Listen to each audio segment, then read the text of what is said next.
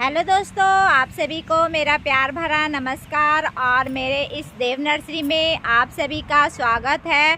दोस्तों, हम लोग के आसपास बहुत से आयुर्वेदिक पौधे होते हैं, जड़ी बूटी वाले। आज के समय में हर एक इंसान को कोई ना कोई बीमारी ज़रूर होती है और वो उसका इलाज कराते कराते थक जाता है। इलाज कराने से कुछ समय के लिए राहत मिलता है, लेकिन वो बीमारी जड़ से नहीं जाता है। हमें कुछ ना कुछ परेशानी होता ही रहता है। एक बीमारी से और भी 5 बीमारियां हमें और लग जाती हैं। ऐसे पौधे के बारे में बताऊंगी जिसका अगर आप सही से पत्ता खाओगे, चाहे उसका सही से इस्तेमाल करोगे, तो आपका जो खूनी बवासीर है वो एकदम जड़ से ख़त्म हो जाएगा और आपके सारे पैसे भी बच जाएंगे और आपको कोई तकलीफ भी नहीं होगा। हमारे आयुर्वेद में बहुत से आयुर्वेदिक पौधे हैं जिनके बारे में हम लोग नहीं जानते, लेकिन हमारी नर्सरी में बहुत से आयुर्वेदिक पौधे बिकते हैं और कस्टमर लोग ले जाते हैं। तो मैं ऐसे ही एक पौधे के बारे में बताऊंगी जिससे आपका बवासीर 100% जड़ से ख़त्म हो जाएगा। मैं जो आयुर्वेदिक पौधे बताती हूँ उसकी जानकारी आप आयुर्वेद से भी पता कर सकते हैं और आयुर्वेद में भी ये पौधे के बारे में बताया गया है। जानते हैं कि वो कौन सा पौधा है जिससे हमारा खूनी बवासीर जड़ से ख़त्म हो जाएगा और फिर दोबारा कभी नहीं होगा।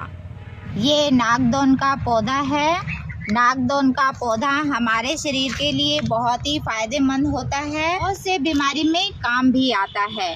आज की दुनिया में बहुत से लोग बवासीर से परेशान रहते हैं। बवासीर में लोग लाखों रुपए खर्च कर देते हैं, फिर भी वो जड़ से ख़त्म नहीं हो पाता। लेकिन आयुर्वेद में एक ऐसा पौधा है जिसे अगर हम नियम से खाएंगे तो हमारा बवासीर जड़ से ख़त्म हो जाएगा, चाहे वो खूनी बवासीर हो चाहे बादी वाला बवासीर हो। तो ये पौधा आपको गांव में भी आसानी से मिल जाता है और ये पौधा शहर में भी आपको नर्सरी में आसानी से मिल जाएगा। बस इसे आपको लगाना अच्छे से आना चाहिए और इसे कैसे खाते हैं ये पता होना चाहिए।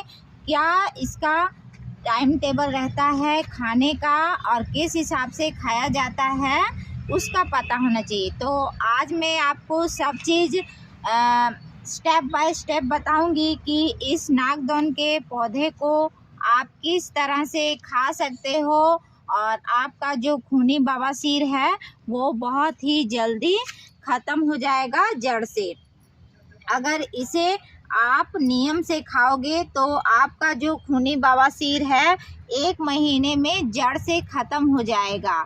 तो आप मेरे वीडियो में शुरू से लास्ट तक बने रहिए और हर एक पॉइंट पर गौर कीजिएगा कि ये पौधा हम कैसे खाएं और कैसे लगाएं।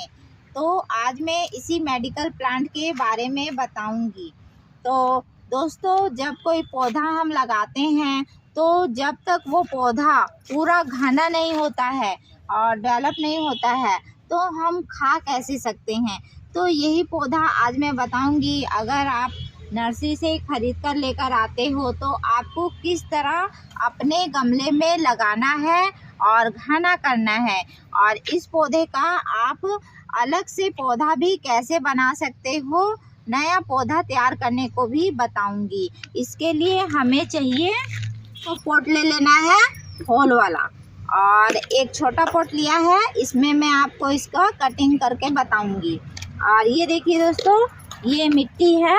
मिट्टी में गोबर खाद, धान भूसा और काली मिट्टी ये सब मिला हुआ है।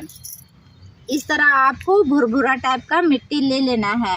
आप कैसे भी मिट्टी में खोद कर लगा देते हो, खेत से मिट्टी खोद कर ले आते हो और पौधा लगा देते हो, जिसके कारण वो पौधा बढ़ नहीं पाता, वहीं रुक जाता है।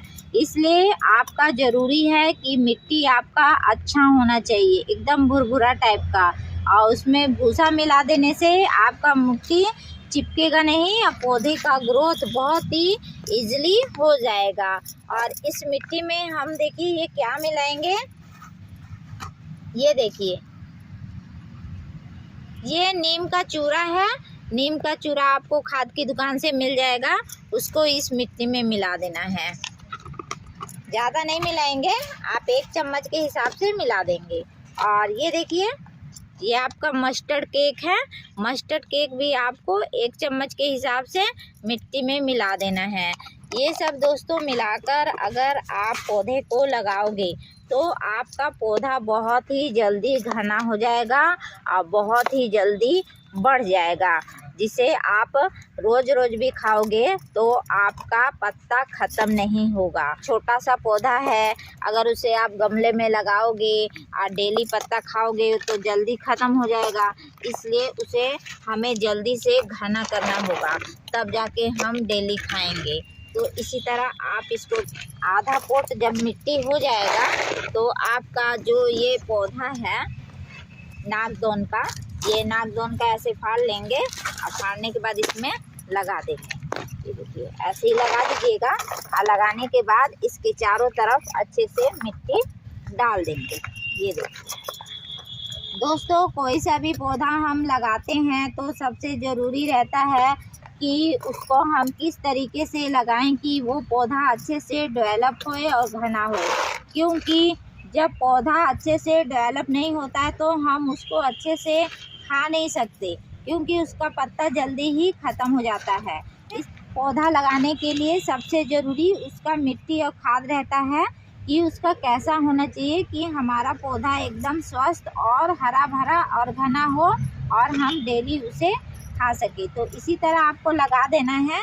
और लगाने के बाद ये देखिए ये छोटा पॉट है, इसमें भी हम मिट्टी डाल देंगे। इसे आप कोई सा भी पौधा नर्सरी से खरीद कर लाएंगे तो सारा पौधा तैयार कर सकते हो और अलग अलग पॉट में लगा लीजिएगा और उससे ज़्यादा पौधा भी हो जाएगा और आपको खाने में आसानी भी होगी। ये हमारा पौधा लगकर तैयार हो गया है दोस्तों। जब ये लगकर आपका तैयार हो जाएगा तो इसका ऊपर का ये छोटा छोटा हिस्सा आप काट लेंगे ऐसे। ये देखिए ये हमने काट लिया है और काट के ये जो दूसरा पॉट है इसमें आपको लगा देना है। इसको थोड़ा दूर दूर पे लगाना है और लगाते समय थोड़ा सा दाब देना है और मिट्टी चिपका देना है। ये देखिए ऐसे ही लगाएंगे तो इससे क्या रहेगा, आपका बहुत सारा पौधा तैयार हो जाएगा दोस्तों। ये देखिए जब ये बहुत सारा पौधा तैयार हो जाएगा तो आपको खाने में आसानी होगा। कितना भी अगर आप पत्ता खाओगे, इसका कितना भी पत्ता खाओगे तो ये पत्ता ख़त्म होने वाला नहीं है। इसी तरह आपको लगा लेना है और लगाकर आपको खाते रहना है। ये नया पौधा आपका ऐसे ही तैयार हो जाएगा। इसका खाने का तरीका समझिए। इसका दोस्तों ये जो पत्ता है 2 से 3 पत्ता आपको ले लेना है और लेके काली मिर्च ले लेना है 2 से 3 और उसको कूटकर और पत्ते को पीसकर सवेरे सवेरे खाली पेट इसको धीरे धीरे मुंह में रखकर चूसना है। और चूसते समय जब इसका रस आप मुंह में चूसोगे तो उस समय आपको पानी बिल्कुल भी नहीं पीना है। पानी पी लोगे तो ये आपका काम नहीं करेगा।